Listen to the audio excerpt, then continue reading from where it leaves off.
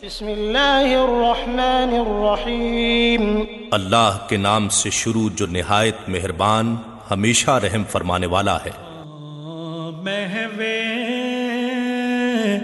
ثنا ہے گنبد خضرا کے سائے میں۔ الحمدللہ رب العالمین نحمدہ ونصلی علی رسول الکریم، اما بعد فاعوذ باللہ من الشیطان الرجیم، بسم اللہ الرحمن الرحیم۔ اللہ تعالیٰ نے اپنے پاک کلام میں فرمایا لوگوں پر حج فرض کیا گیا کہ اللہ کی راہ میں حج کریں جو اس کی استطاعت رکھتے ہیں۔ حج اللہ کے فرائض میں سے ایک فرض ہے۔ نماز اللہ تعالیٰ کا فرض ہے، روزہ اللہ تعالیٰ کا فرض ہے، زکوٰۃ اللہ تعالیٰ کا فرض ہے۔ انہی فرائض میں حج ادا کرنا اللہ تعالیٰ کا فرض ہے، لیکن اللہ تعالیٰ نے اپنے پاک کلام میں فرمایا لوگوں پر حج فرض کیا گیا لیکن جو اس کی استطاعت رکھتے ہیں۔ سب سے پہلے عرض کروں گا اس کا استطاعت کا مقصد کیا ہے، اس کا مطلب کیا ہے، یا جس پر حج فرض ہوا اس کی کیا حیثیت ہونی چاہیے۔ سب سے پہلی بات، وہ اللہ کا بندہ جس پر حج فرض ہوتا ہے اس کے پاس حج کا زیادہ راہ ہونا چاہیے، بھیک نہ مانگتا پھرے، سوال نہ کرتا پھرے۔ اللہ تعالیٰ اس کو اتنی استطاعت عطا فرمائے کہ زیادہ راہ اس کے پاس ہو، اور جب تک وہ حج میں مصروف ہے، حج کر کے واپس لوٹ نہیں آتا، اس کے اہل و عیال کے گھر کا خرچہ اس کے پاس ہونا چاہیے۔ لیکن اس کے ساتھ ساتھ امام مالک رحمۃ اللہ علیہ، امام اعظم ابو حنیفہ رحمۃ اللہ علیہ یہ بھی فرماتے ہیں وہ بندہ معذور نہ ہو، اندھا ہے، وہ کسی کا محتاج ہے، اپاہج ہے، وہ کسی کا محتاج ہے، آپ فرماتے ہیں اس پر بھی حج فرض نہیں۔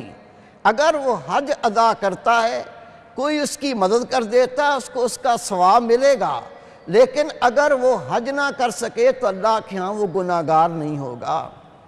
حج کیا عبادت ہے؟ رسول پاک صلی اللہ علیہ وسلم نے فرمایا جو اللہ کا مومن بندہ اللہ کے لیے حج کرتا ہے، نہ وہ گناہ کرے اور نہ وہ جمع کرے، وہ ایسا پاک ہو جاتا ہے جس طرح ابھی اس کی ماں نے اس کو جنا۔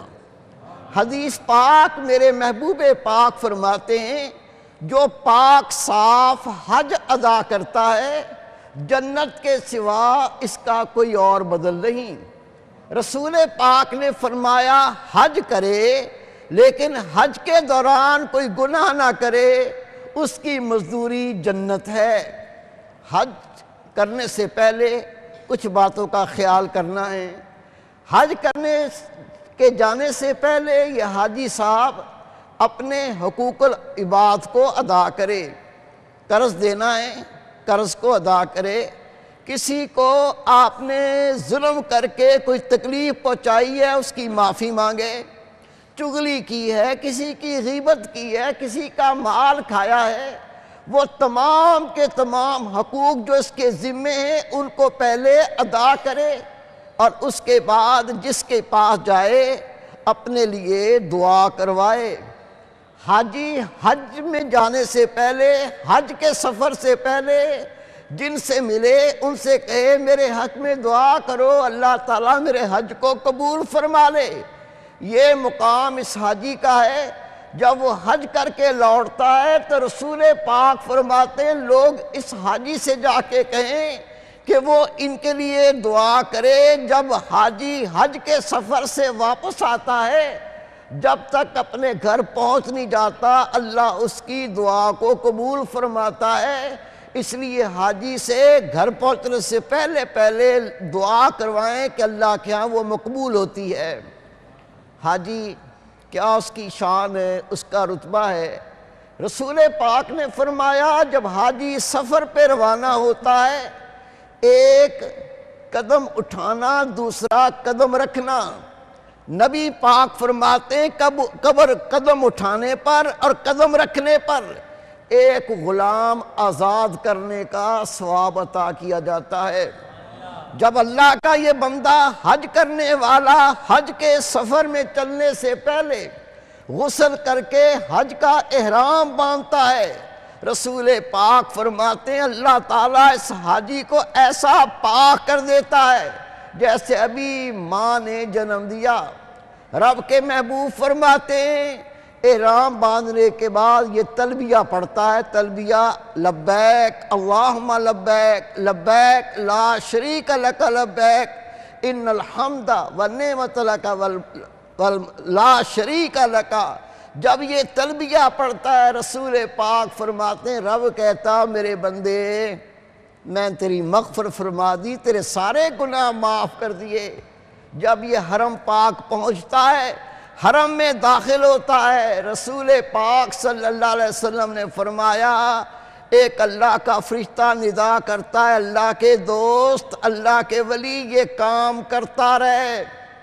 جب وہ خانہ کعبہ پہنچ کر رسول پاک فرماتے ہیں طواف شروع کرتا ہے، ہر طواف کے صدقے میں اللہ تعالیٰ اس کو 70 سال کی عبادت کا ثواب عطا فرماتا ہے۔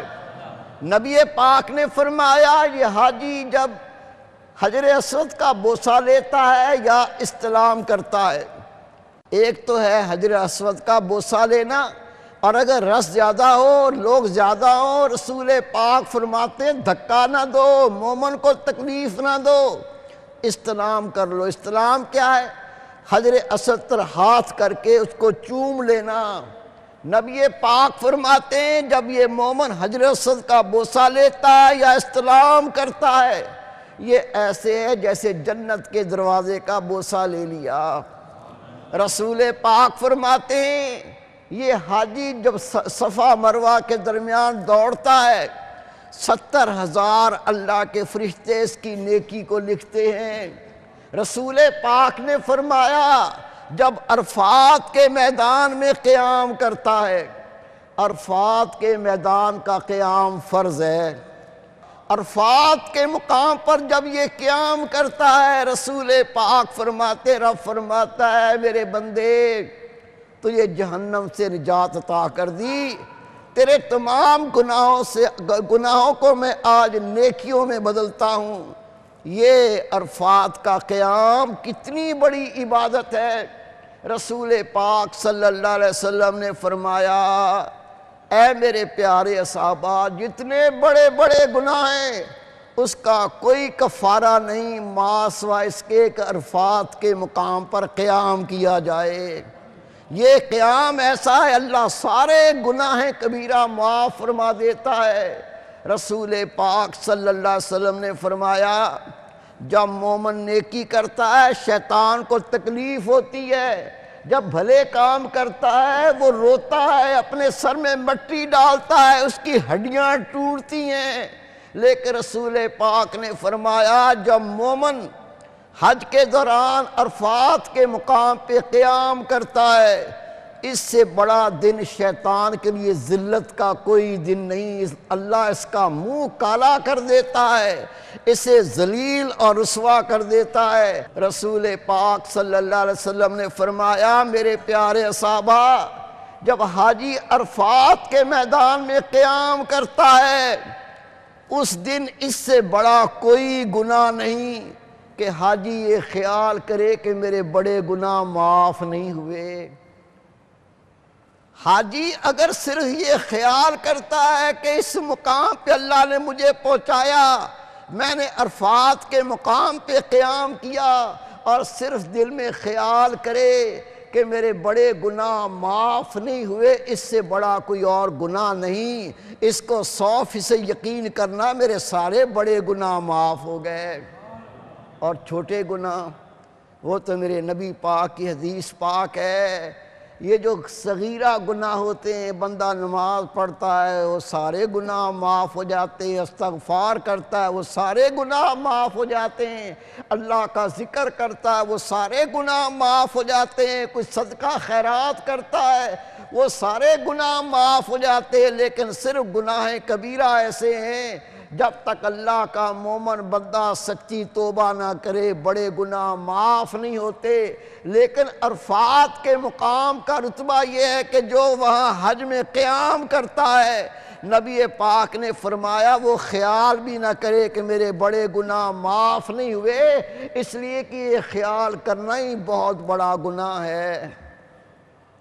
جس کو اللہ تعالیٰ توفیق عطا فرمائے حج فرض ہو جائے اور وہ حج نہ کرے، رسول پاک فرماتے ہیں حج فرض ہو جائے اور مومن حج نہ کر لے، آقا نے فرمایا وہ یہودی ہو کے مرے یا نصرانی ہو کے مرے، اللہ بے نیاز، اللہ کو اس کی کوئی پرواہ نہیں۔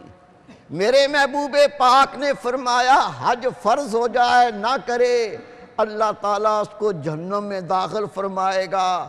نبی پاک نے فرمایا حج فرض ہو جائے اور نہ کرے، گویا اس نے کفر کیا۔ یہ بہت بڑی وعید ہے ایک مومن کے لیے، لیکن ہم نے تو بڑے بڑے فلسفی بن کے ایسے ایسے نکات نکالے۔ فیکٹری لگائی ہے، مجھ پہ قرض ہے اتنے کروڑ روپے کا، حج کیسے کروں؟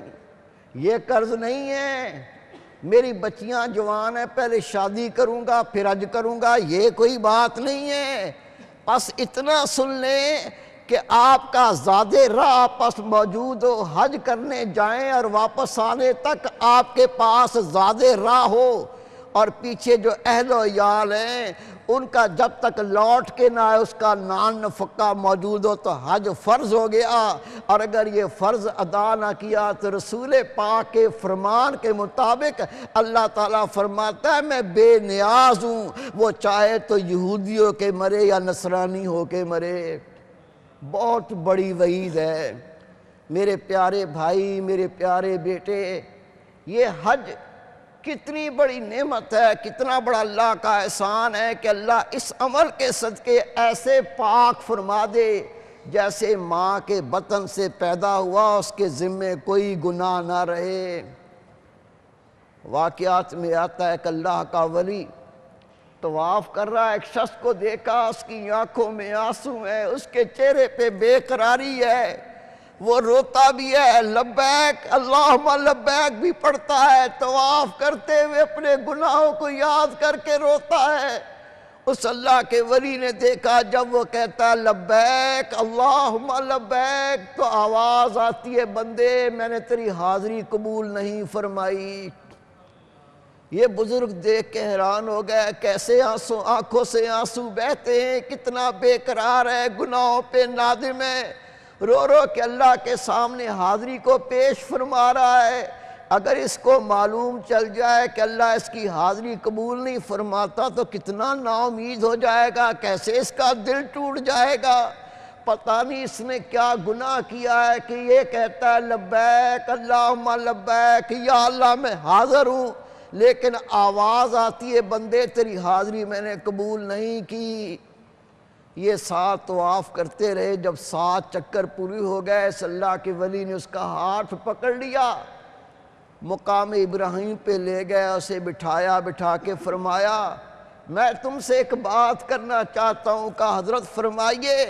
اس اللہ کے ولی نے فرمایا میں تیرے ساتھ طواف کر رہا تھا، تو اللہ کے سامنے اپنی حاضری پیش کر رہا تھا، لبیک اللہم لبیک، یا اللہ میں حاضر ہوں، یا اللہ میں حاضر ہوں، لیکن میں نے سنا کہ آواز آتی ہے بندے تیری حاضری قبول نہیں کی۔ اس نے کہا حضرت کب سنا ہے آپ نے؟ کہا یہ 7 چکر جب تو طواف کر رہا تھا میں تیرے ساتھ تھا۔ اس نے رو کے کہا حضرت آپ نے یہ 7 چکروں میں سنا ہے، میں 7 سال سے آ رہا ہوں، میں ہر سال آتا ہوں، یہ 7واں سال ہے، میں عرض کرتا ہوں لبیک اللہم لبیک، اور میں یہ آواز سنتا ہوں کہ بندے تیری حاضری قبول نہیں ہوئی۔ اس بزرگ نے کہا او صاحبزادے تیرا دل ٹوٹتا نہیں ہے، تو نا امید نہیں ہوتا؟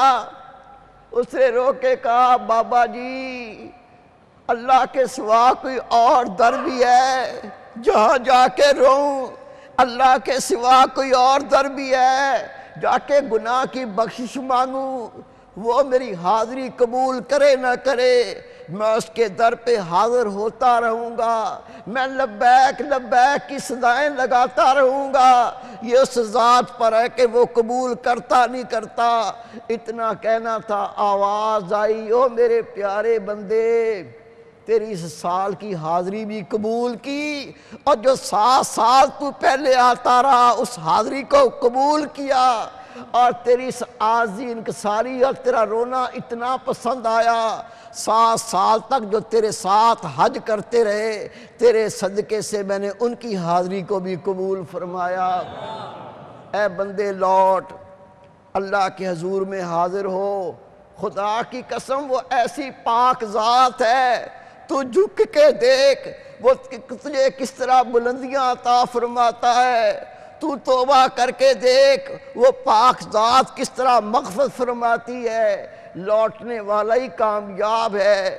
میرے پیارے بھائی، میرے بیٹے، میری پیاری بہن، میری بیٹی، یہ اللہ کا ایسا تو پیارا فرض ہے جس کے صدقے اللہ رب کریم اپنی رحمتوں سے مالا مال فرما دیتا ہے، اپنی رحمتوں سے نواز دیتا ہے۔ خوش نصیب ہے اللہ کا بندہ جس بندے کو حج کرنے کی توفیق ہو۔ لیکن یہ بات ملحوظ خاطر رکھیں، حج پر جانے سے پہلے اپنے گناہ بخشوا کر جائیں، جو حقوق ادا کرنے وہ ادا کر کے جائیں، پھر اللہ کے حضور جب آپ حاضر ہوں گے اللہ رب کریم آپ کی حاضری کو قبول فرمائے گا۔ رسول پاک نے فرمایا حاجی سفر کے دوران اس کا وصال ہو جائے، حاجی سفر کے دوران اس کا اگر وصال ہو جائے، اس کا اتنا بڑا مقام ہے، اللہ قیامت تک ہر سال اسے 70 حج اور 70 عمروں کا ثواب عطا فرماتا ہے۔ کس قدر بڑا انعام ہے۔ پس وہ لوگ جن پر حج فرض ہو گیا وہ بہانے نہ ڈھونڈیں، ایسی باتیں نہ لائیں جس سے اس فرض سے محروم ہو جائیں۔ سب سے پہلے اس کو اولیت دیں، جب حج فرض ہو جائے اس کو ادا کریں تاکہ اللہ اس کا رسول بھی راضی ہو جائیں، ہماری قبر بھی بہتر ہو جائے اور ہماری آخرت بھی سنور جائے۔ وما توفیق الا باللہ۔